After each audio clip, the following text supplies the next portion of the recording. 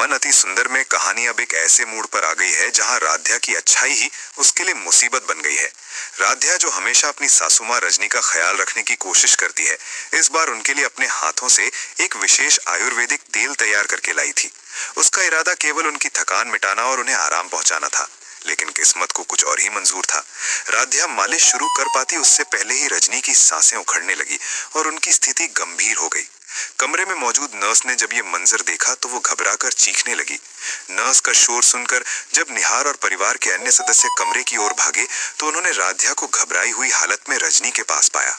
तनावपूर्ण माहौल में हर किसी की उंगली राध्या की ओर उठने लगी। घर वालों को लगा कि राध्या के लिए हुए इस तेल या उसकी किसी लापरवाही की वजह से रजनी की ये हालत हुई है।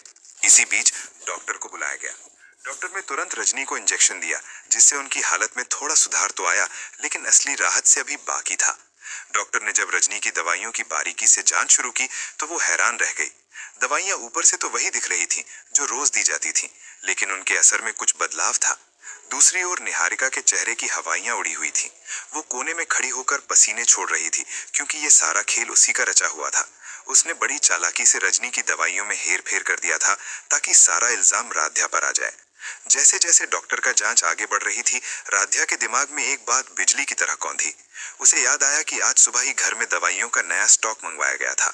राध्या को अब शक होने लगा कि असली गड़बड़ उसी नए स्टॉक में है। हालांकि राध्या खुद को निर्दोष साबित करने की कोशिश कर रही है, लेकिन प्रथम का गुस्सा 7वें आसमान पर है। उसे लग रहा है कि राध्या की अति सुंदर बनने की कोशिश ने उसकी माँ की जान खतरे में डाल दी है।